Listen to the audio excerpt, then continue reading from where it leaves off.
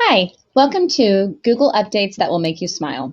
We're really excited to present some of the new features in Google that we are able to have because our district has now subscribed to the Google Enterprise for Education Edition. So this is an upgrade that our district has chosen to invest in because it has some advanced features that are going to really help our teachers connect with each other and connect more meaningfully through Google Meets with their students. It's got some built-in engagement features. It's got some ways for you to check for understanding, and it's got the best feature yet, which we've been waiting for, which is the breakout rooms. So I'm going to go through a quick tutorial for you today and show you some of those features. All right. Before we get started on those really, really exciting big features, I want to just kind of navigate through some of the initial new settings features that are available. And one of those is host controls. So host controls are really important. Teachers across the country have been discussing how they're worried about the security limits on Google Meets, how possible strangers could join a Google Meet if they somehow manage to find the link. So the host controls actually require the teacher to admit users. So I'm going to show you what those look like.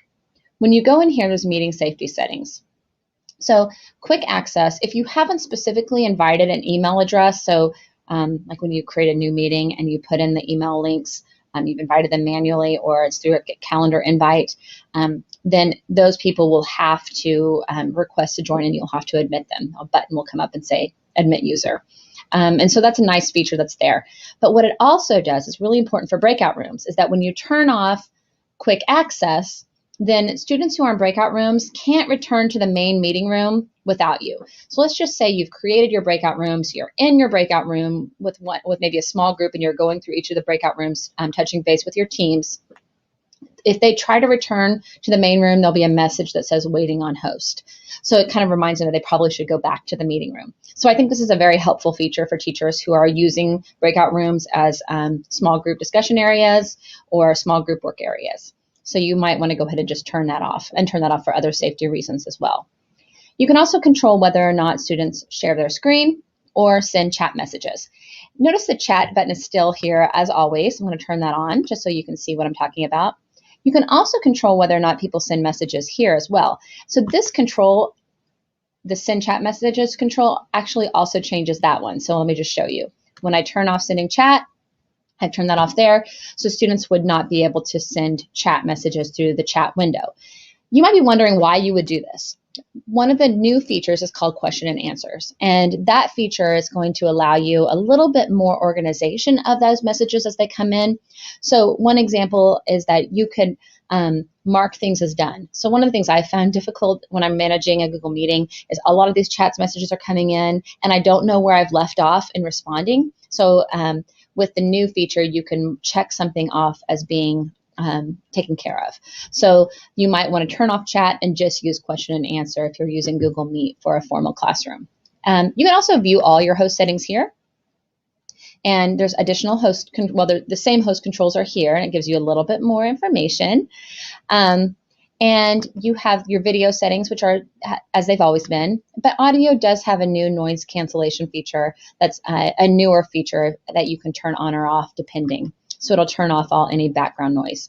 You'll know if that's appropriate for you if you have a lot of noise in your background when you're trying to record. All right. Again, under the settings button, more option settings, there's a couple other things that we want to just point out. If you happen to have a Chromecast, you could use the Casas meeting, but very few of us in the district have that. I don't have that. But probably in the future, we'll be able to see more of those come through.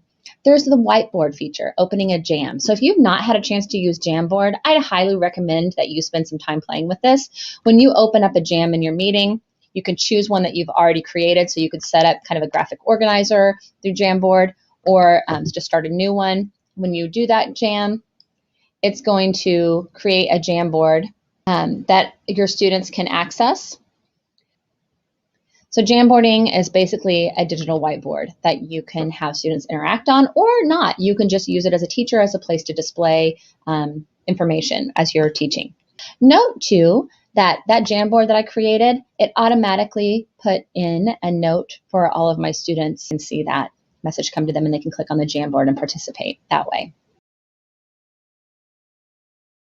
you can change the layout. So some of us downloaded a grid view extension last year because you were limited to the number of screens or number of images, people that you could see on your Google Meet. So we had to get this extension. Well, that extension is actually now out of date and it's causing lots of problems. So if you still have that extension, we need you to get rid of it. And you're going to do that. I'm just going to show you that now because I know many of you have it still. You're going to click on your extensions button, which is kind of this little blob or puzzle piece looking button in your on your toolbar. You can click on that. You can go to Manage, and you can find the Grid View extension. And then I'd no longer have it, but if you still had it, you would find it. It's called Grid View, and you would hit Remove. So you would get rid of it that way. Very important that everyone has a chance to take care of that. All right. Once the Grid View extension's gone, now you can use the tile view here so that you can increase the number of tiles so that you see each profile in a tile up to 49 on one screen. There's some other layout settings that you can play with depending on what you'd like to. There is closed captioning, and it's pretty accurate. So if you have a student who needs that, you can do that. And also there's an upcoming Google Meet upgrade. We haven't gotten it yet, but it will be coming the next couple of months where these will be actually translatable. So you can turn on captioning and pick the language. So perhaps you need to interact with a parent in which English is a second language. You can turn it on so that you could maybe read their responses, and it would be a very helpful feature. Okay. We've seen some settings, and now let's go to the really exciting stuff, which is now shown under the Activities button.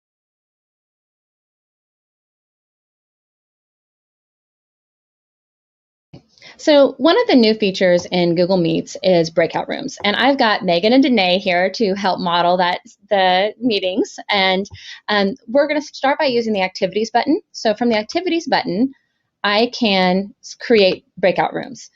It's going to automatically take a look at the numbers of students that I would have or participants in my meeting, and it's going to assume that I want to break it out based on a certain ratio. However, you can change that. So if you see that you need more or less meeting rooms, you can update the number.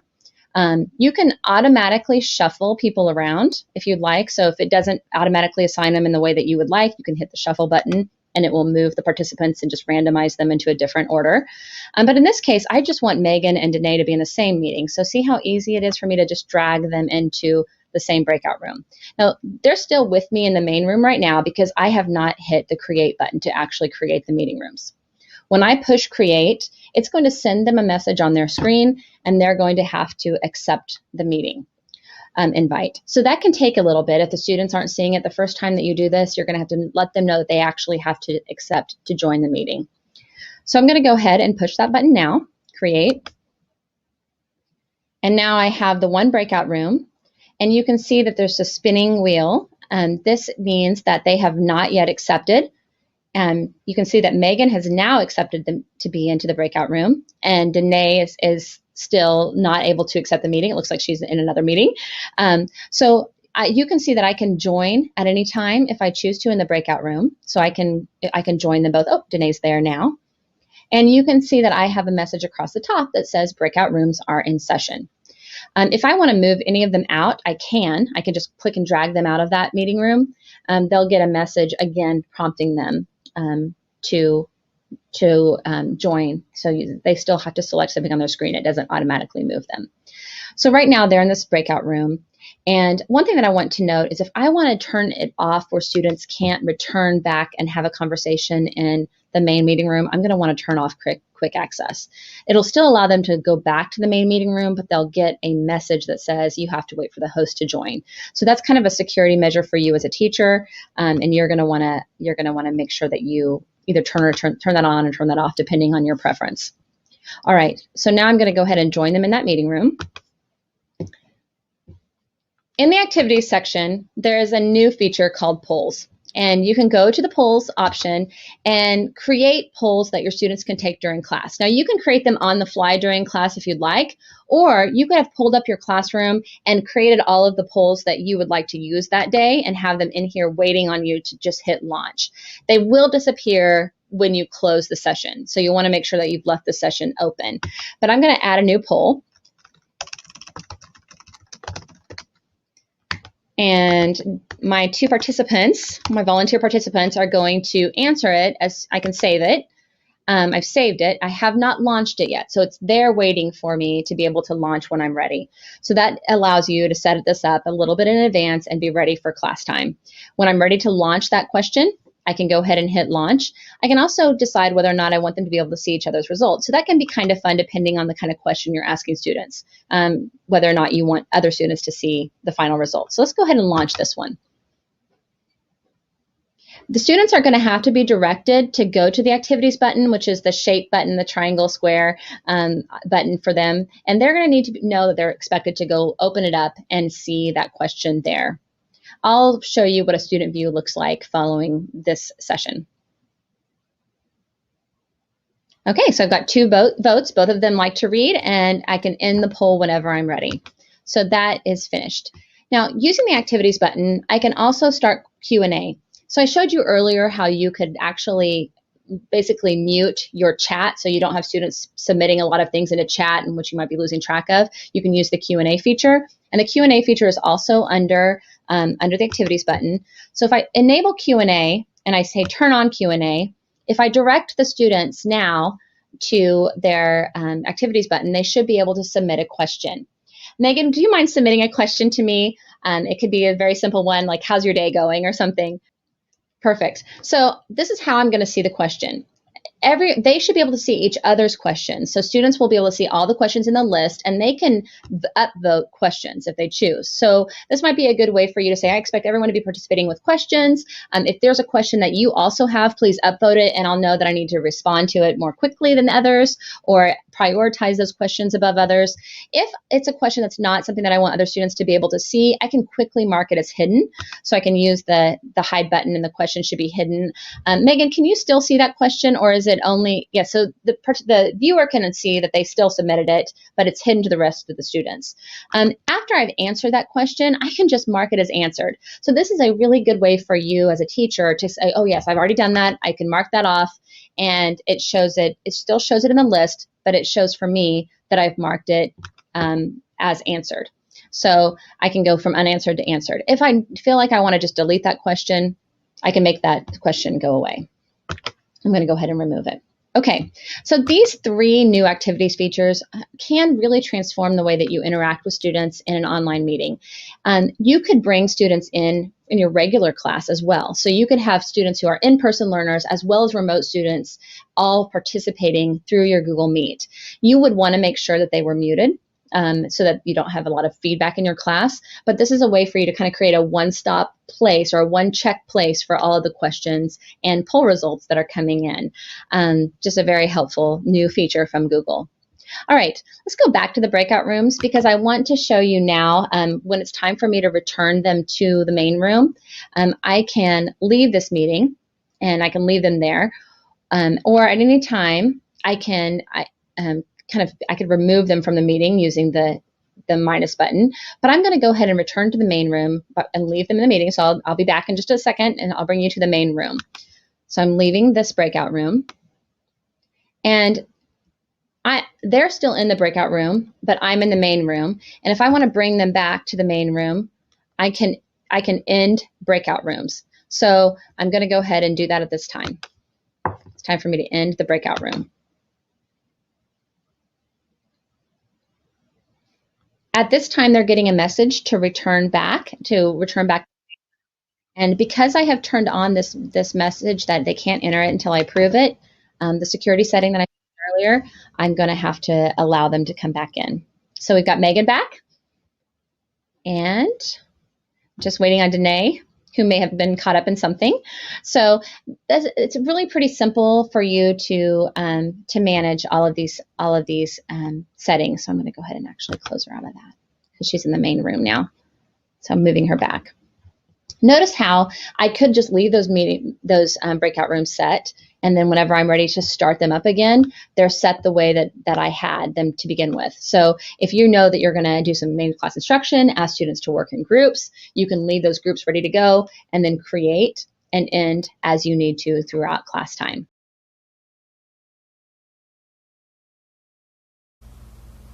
Mrs. Bodden-Smith used the Google Meet features in her class, and I wanted to interview her and have her tell you a little bit about how she utilized the features and how it worked for her and how you structured your class. So can you give them an overview of how you set up your class for the day with a Google Meet?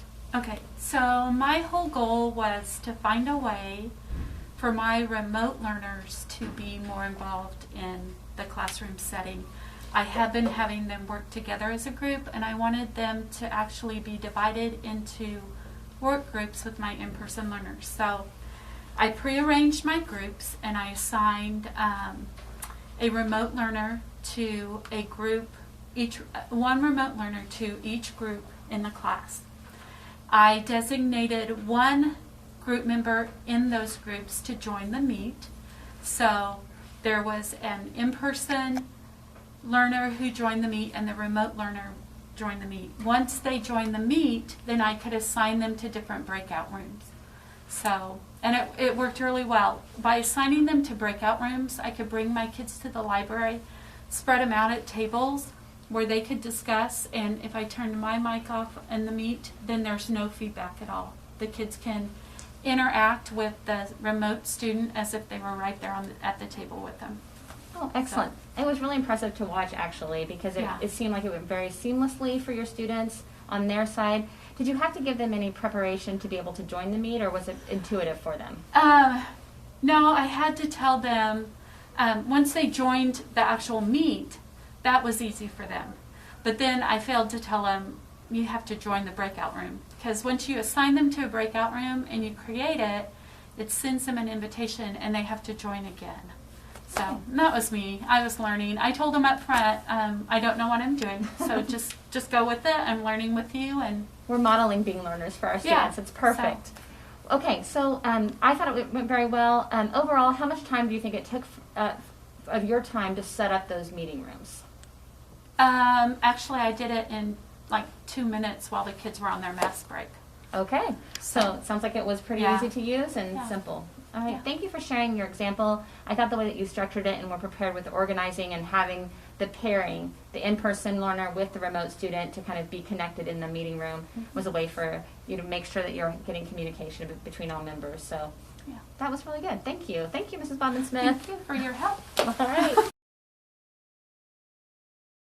So the last thing that I want to show you is to make sure that you check your email. You will be receiving shortly after you've closed your meeting a email with a summary of your questions that you asked and their answer, or the questions that were asked and your responses, as well as the polling results. So if you are using these things as assessment tools, this is a way that you can go back, reflect upon where your student learning, or use it to enter grades or other information. It's also a way for you to kind of track engagement. So if you're noticing that you're not seeing a lot of responses from a certain student, you could reach out to them. One other additional feature, if you are using the built-in Google Classroom link, so when Google Classroom creates a Meet link, you will get an email after every closed session with a breakdown of each student and their time spent in that session. So this is an amazing feature for attendance purposes in Google Meets, something that you can go back and look at, just save your emails, all of that will be available for you. I hope you join me in my session, the Presenter Live session. In that session, I'll give you a chance to experience all of this as a student, and then hopefully you'll have some time to find a partner and play with that setting together. Thank you, and have a great day.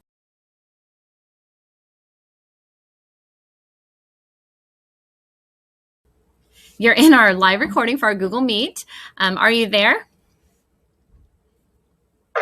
Yes, I'm here. Okay, great. Okay, so tell us a little bit about how that experience was when I joined your meeting. What kind of things happened for you on your end? Oh, and there's Justin Hogan is in the room. That's why you haven't joined the Google Meet. That's why he joined the Google Meet. I came down here because I didn't have a video. Oh, yeah. Okay, very good. And Justin Price is there. Well, this is definitely a Google Meet session that will make you smile. Well, Tabitha, I'm glad you asked. On my side of things, when you asked me to join, I just had a nice little button to click that said join. And then everyone in the whole breakout room actually physically joined. Transported here into this room. I don't know how it happened. It's amazing. You remember that show Quantum Leap? Yeah, this is it. The quantum leapt into my room. Google's amazing. Yeah. It is. Okay, well, thank you. We were really showing off how this works.